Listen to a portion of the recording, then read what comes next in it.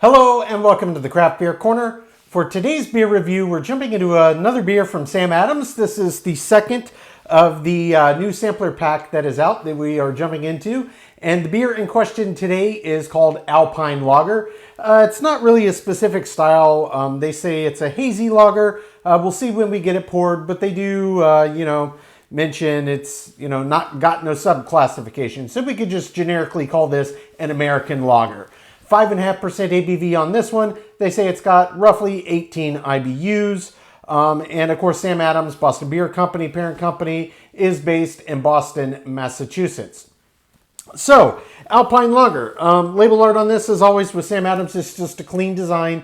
Bright green, kind of get you in the mood thinking about a crisp, clean Alpine morning. Let's get this cracked. And we're going to pour this into our kind of a beer can style glass from Sierra Nevada. All right, just get that poured right in. Oh yeah. Slow it down a bit. Make sure it's got room for the head, but not overflow. Perfect. Okay. All right, they say on the bottle it's hazy. I would not call this hazy at all. This is actually very clear, which for Sam Adams is typical. They do produce very clear beers. Maybe if they really set out to make a hazy, they could probably do it. But this is a nice, clean, clear beer. I can see a nice mix of kind of medium effervescence rushing up, as well as very tight, fine champagne-like. So it helped obviously create this really nice head. So let's just give this a sniff. Okay, yeah. So to my nose, this smells an awful lot like a Pilsner, but of course, a lager that's going to have lager yeast and kind of these lighter malts in general. They're going to share a lot of aroma profiles. So on this, I'm getting a little bit of kind of a doughy, kind of bready kind of aroma, but it doesn't smell exactly like a Pilsner. It shares some commonalities, and again, it is a lager, so that's to be expected, but it does have a very nice aroma to it. There's a slight kind of fruitiness and floral aromas coming out of it as well. Yeah, very nice. Very nice, but it does lead with this rather kind of doughy, classic lager aroma I'm getting on the nose. It smells absolutely fantastic. It looks great. Head has settled down a bit here out of the way, so let's just jump right in, see what this one's about.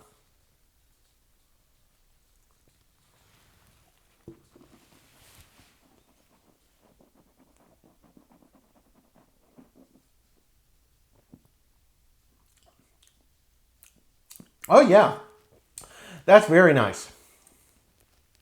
So distinctly not a Pilsner. You can tell that when you swallow. It's got a very, very nice flavor profile. But first, let's talk body and mouthfeel. So it's 5.5%, not a super high ABV at all. The body on this one feels, give or take, medium light. Mouthfeel on this has a bit more resistance, and really it's because when you start to agitate this one, it does get very creamy. It really creams up and it feels very voluminous, and it's just silky, silky smooth. But it definitely feels like it has a lot more resistance to it than the body has heft. The body is exactly what I would expect for a 5.5% ABV, medium light, perfect. Mouthfeel, a bit more substantive than I expected, but it's not, skewed off in the wrong direction. It's nice, and it really comes down to just this added volume from the silky creaminess as it creams up when you agitate it. Very, very nice beer. In terms of the flavor profile, it's, I think calling it just kind of an American lager is probably a reasonably good classification. It's got traits that remind me a little bit of different styles of various lagers. Indeed, a Pilsner, it's got some aroma compounds that remind me a bit of a Pilsner. There's some flavor compounds that remind me a bit of that as well. I think that's probably coming from the specific hops that they use. A lot of that aroma could be as well. They say 18 IBUs, I believe it. It's not a super heavily hopped beer, but it's got a little bit of a bite up front. It's very clean, and this is not a dry lager, so in that regard, it does differ from your typical Pilsner. I'm getting no dryness at all. Indeed, there's elements of this that put me in mind a little bit of, say, like a blonde ale. So moving into a completely different style of beer, the ale side, but it's got these kind of commonalities. It's got little bits and traits. So the fact that they just called it a lager, yeah, I think that's probably a good classification. It's got a little bit of this, a little bit of that, traits that remind me of some other beer styles, but it's distinctly its own thing, and it's very, very nice. It's got a good, clean flavor to it. It's wet, it's round, really goes great with that nice mouthfeel. get this nice little bite up front, but it's what I would call an extremely clean beer, and it tastes absolutely refreshing. It is light, not in the sense of caloric, just it doesn't feel like a heavy weighty beer. It's got this kind of brightness to it. This is one that I would easily grab on a hot summer's day. You come in from doing yard work, you want a beer, this would be an easy one to grab all day long. It's really, really nice, guys. So I'm going to jump back in, let everything re-intensify, pick it apart, make sure I didn't miss any critical nuance. We'll talk about the balance and the finish. Take two.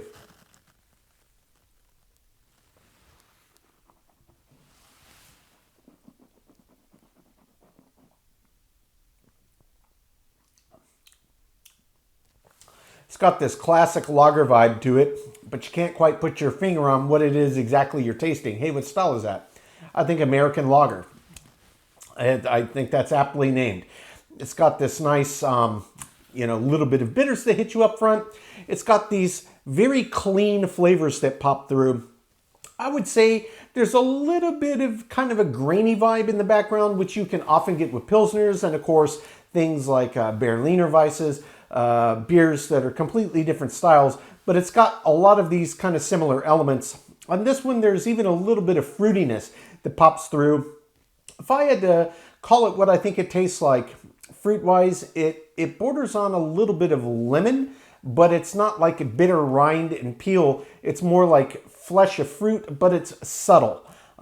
Yeah, it's very nice. So kind of think of a slightly lemon-accented, slightly flavor profile to just a classic, clean, kind of generic lager formula. And that's mostly what this tastes like. It's very nice. I really like that this one has a big, wet, round, full quality to it, because it really helps kind of these flavors pop for my money. And they do stick around on the palate longer than you would expect for just 18 IBUs.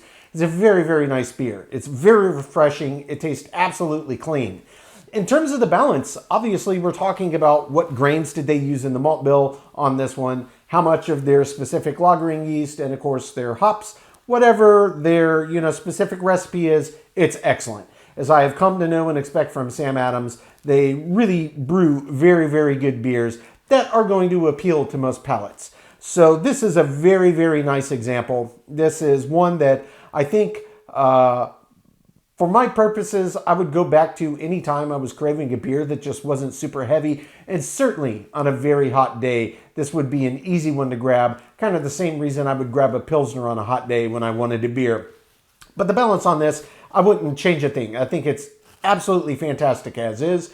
In terms of the finish, because this is wetter and rounder, it doesn't have that dryness. It does last longer than you would expect, again, especially considering it's just 18 IBUs, but it's not super long. I would say it's high end of average, probably on the higher end of where you would expect, given the overall pungency of flavor and the bite of the bitters. But yeah, it's a very nice beer, guys. This is a very simple, clean beer that I really, really like. It's just a classic, well done Sam Adams beer. No fuss, no muss, no tricks, no gimmicks. It's just good beer, brewed well, and that's exactly why I come back to Sam Adams time and time again. Guys, I'm going to take my time, sip on this one, call up my scores. When we come back, we will get this beer ranked from top to bottom.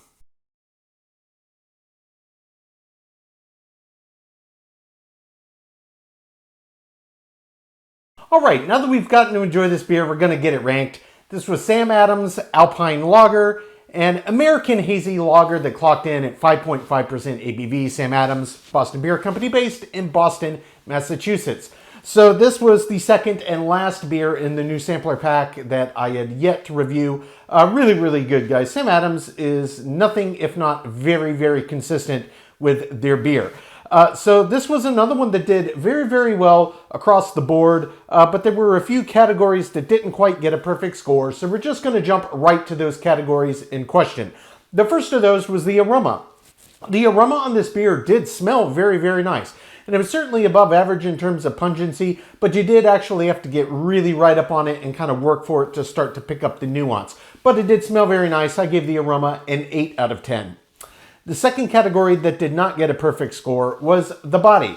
So this isn't, a very high ABV beer. It's 5.5% ABV on an American hazy lager. I didn't expect it to be super weighty or super light. Indeed, this was just straight down the middle average for the style and the ABV. The body does get a 5 out of 10. The next category that did not get a perfect score was on the finish. So look, they told us 18 IBUs in this, so I wasn't expecting a huge push from the hop bittering to kind of drive it out. You know, as a hazy lager, it is what it is. You know, some lagers have a bigger bite than others. This one was on the high end of average, though, to be fair, certainly considering its lower IBU kind of rank here. So I did give it high end of average, and finish gets a 6 out of 10. The next is the head and retention. This one really only missed it by a hair. It did form a really, really nice head that stuck around a majority of the time, but not quite as long as I was hoping. I only docked 1 point though. Head and retention gets a 9 out of 10. And then the final category that did not get a perfect score was the example of style. So in general, I think this was a very, very good example of the style. It's just that the categories where it did lose points dragged the score down enough that I couldn't quite give it a perfect score as an example across the board. So I here also only docked a single point. Example of the style gets a 9 out of 10, which does leave a perfect 10 out of 10 in the remaining categories. That's taste, mouthfeel, appearance, balance, and my subjective thoughts, feeling/intangible. So the total score on Sam Adams Alpine Lager is an 87 out of 100. Guys, a really, really great beer here. Again, I stand by this. I always say it. Sam Adams is consistent to a T.